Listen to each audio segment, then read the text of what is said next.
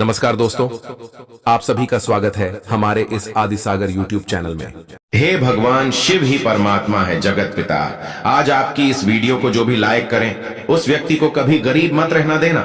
हे भगवान भोलेनाथ, उस व्यक्ति के जीवन में उसको धन सुख वैभव ऐश्वर्य से परिपूर्ण कर देना। उस व्यक्ति पर सदैव अपनी कृपा दृष्टि बनाकर रखना। दोस्तों, अगर आप भगवान भोलेनाथ के सच्चे भक्त हैं तो तुरंत ही वीडियो को लाइक कर दीजिए और कमेंट बॉक्स में लिख दीजिए ओम नमः शिवाय, हर हर महादेव। दोस्तों, एक घोड़े ने बताया कि एक घर की स्त्री को पराये पुरुष क्यों अच्छे लगते हैं और पराये पुरुषों को दूसरों की स्त्रियां क्यों अच्छी लगती हैं। स्त्री का वह कौन सा अंग है जो पुरुष को पराई स्त्रियों में बहुत ज्यादा पसंद आता है, जिसे देखने के बाद वह अपने ऊपर संयम नहीं रख पाता है और पराई स्त्रियों की तरफ आकर्षित हो जाता है। आज की दुनिया में पति और पत्नी में जो इतना लड़ाई झगड़ा गृह क्लेश हो रहा है, इसका मुख्य कारण क्या है? दोस्तों, आज का यह वीडियो बहुत ही ज्ञानवर्धक होने वाला है, जो कहीं ना कहीं आपके जीवन में आज नहीं तो कल जरूर काम आएगा। दोस्तों, लगातार आजकल ऐसी खबरें आती हैं और ऐसा बहुत से घरों में देखने को मिल जाता है कि जो एक घर की स्त्री होती है उसको पराये पुरुष बहुत अच्छे लगते हैं और अपने घर के पुरुषों में उसको बहुत सारी कमियां नजर आती हैं। दूसरी तरफ जो एक पुरुष होता है उसको दूसरी महिलाएं बहुत अच्छी लगती हैं। वह चुपचाप बिना किसी को बताएं पराई स्त्रियों के बारे में सोचता रहता है। दोस्तों, हमारे शास्त्रों में लिखा हुआ है कि पति और पत्नी का रिश्ता जन्मों जन्म का रिश्ता होता है, लेकिन फिर भी आज के समय में पति और पत्नी में बहुत ज्यादा कड़वाहट आती हुई चली जा रही है। और इसी के बारे में घोड़े ने विस्तार से एक कथा के माध्यम से बताया है। तो चलिए कथा को शुरू करते हैं।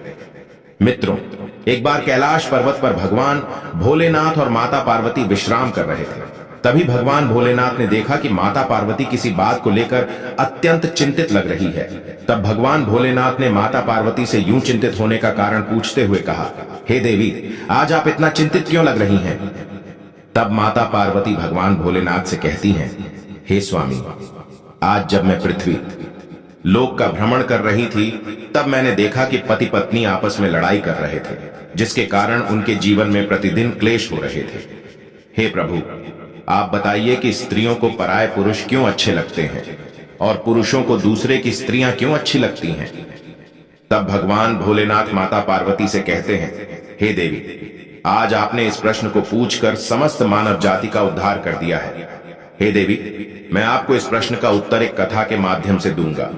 फिर भगवान भोलेनाथ माता पार्वती से कहते हैं, हे देवी, आपको इस कथा को शुरू से लेकर अंत तक पूरा सुनना होगा।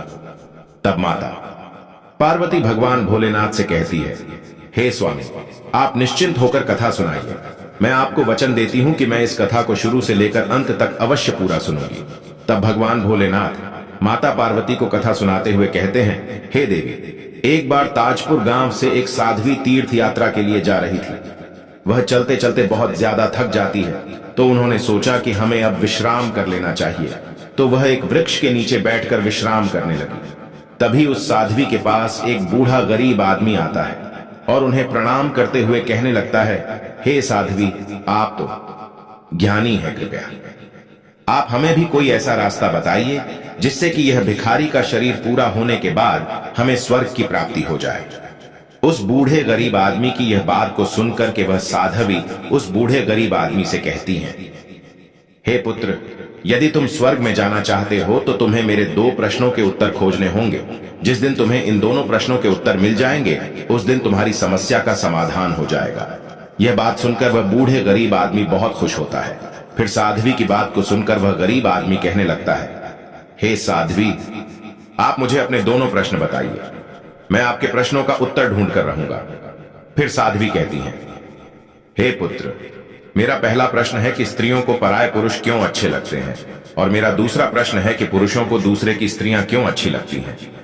इतना कहकर वह साध्वी अपनी तीर्थ यात्रा के लिए चली गई। साध्वी के चले जाने के बाद में वह गरीब आदमी उन दोनों प्रश्नों का उत्तर ढूंढने के लिए इधर उधर भटकता है और लोगों से इन प्रश्नों का उत्तर पूछने लगता है। जब भी कोई व्यक्ति उसे इन प्रश्नों का उत्तर बताता तो वह गरीब आदमी उनके जवाब से संतुष्ट नहीं होता था और इस प्रकार से वह गरीब आदमी उन दोनों प्रश्नों का उत्तर खोजते खोजते परेशान हो जाता है। तो वह चुपचाप एक पेड़ के नीचे जाकर बैठ जाता है। तभी वहां पर एक संत महात्मा जी आते हैं और उस गरीब आदमी से कहते हैं, क्या बात है भाई, तुम इतना चिंतित क्यों हो? फिर वह गरीब आदमी अपने दोनों प्रश्नों को उस संत महात्मा जी को बताता है। मित्रों, गरीब आदमी के दोनों प्रश्नों को सुनने के बाद वे संत महात्मा जी कहते हैं, हे भाई, तुम भगवान शिव जी के मंदिर में जाओ और सच्चे मन से उनकी पूजा आराधना करो। वे तुम्हारी भक्ति से प्रसन्न होकर अवश्य ही तुम्हारे प्रश्नों का उत्तर देंगे। संत महात्मा की बात मानकर वह गरीब आदमी भगवान शिव जी के मंदिर में चला गया और सच्चे मन से प्रतिदिन भगवान शिव जी की पूजा करने लगा। पूजा आराधना करते हुए उसे 1 वर्ष बीत गया।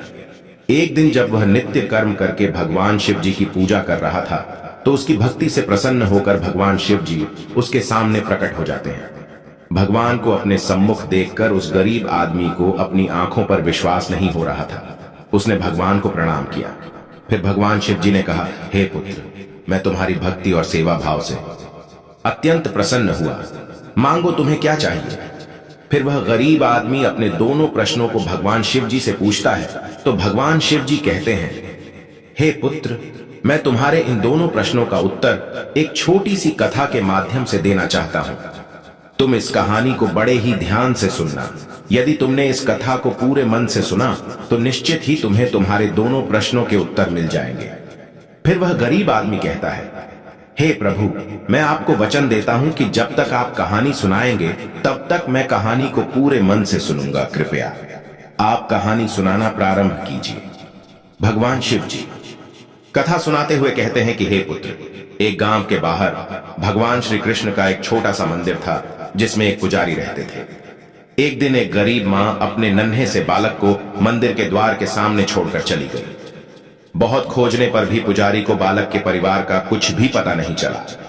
जब गांव का भी कोई भी व्यक्ति उस बालक को लेने के लिए तैयार नहीं हुआ और उसके पालन पोषण करने के लिए तैयार नहीं हुआ, तो उस पुजारी ने भगवान की इच्छा समझकर कि उस बच्चे को अपने पास रख लिया और उस बच्चे का नाम अनिकेत रख दिया। मित्रों, मंदिर में जो भी प्रसाद चढ़ाया जाता था उसी प्रसाद से पुजारी का और उस बालक अनिकेत का गुजारा चलता था। और यदि किसी दिन प्रसाद कम चढ़ाया जाता था तो वह पुजारी जी केवल भगवान को भोग लगा देते और स्वयं तथा अनिकेत को गंगा जल पिलाकर सो जाते थे। धीरे धीरे अनिकेत समय के साथ बड़ा होने लगा और अब वह पुजारी के कामों में हाथ बटाने लगा। इस प्रकार से अब वृद्ध पुजारी के थके हारे हाथों को कुछ आराम मिलने लगा।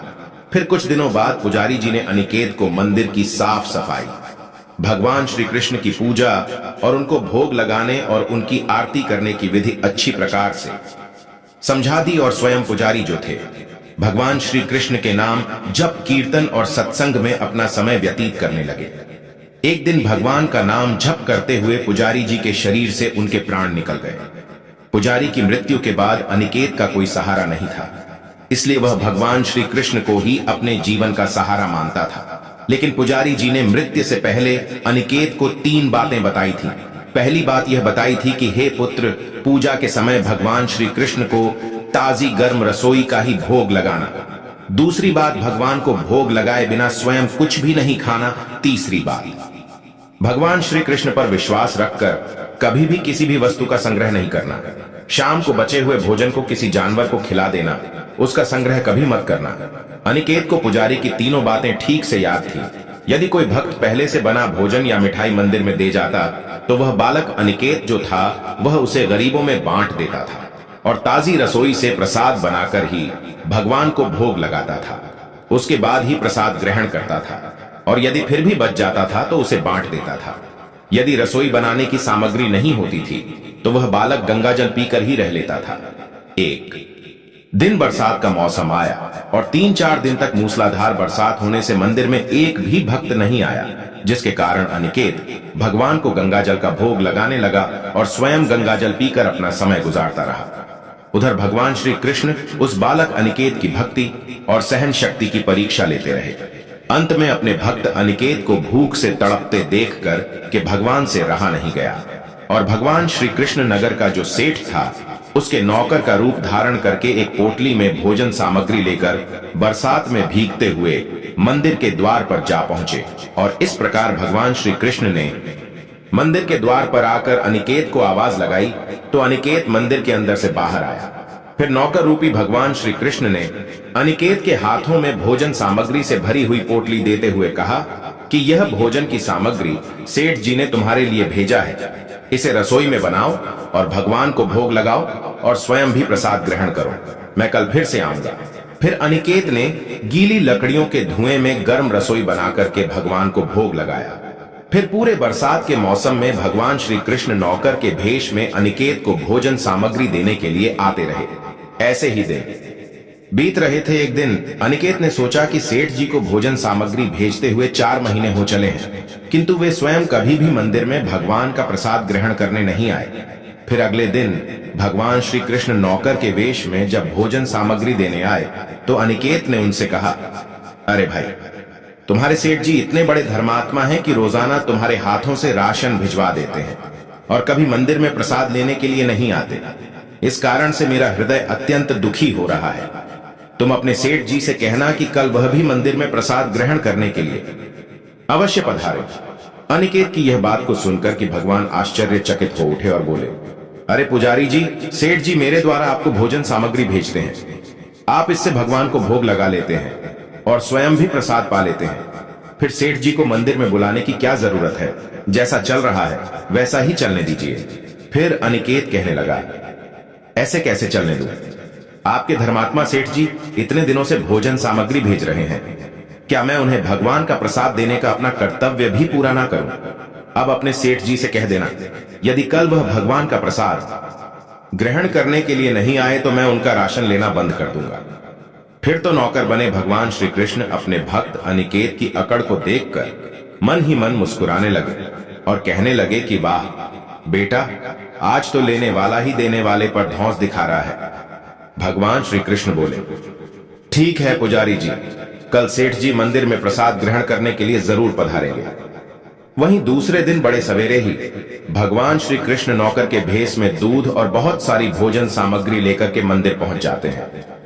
अनिकेत ने जब इतनी सारी भोजन की सामग्री देखी तो चौंक गया और बोला, अरे भाई, आज इतना सारा राशन किस लिए लेकर आए हो? तो नौकर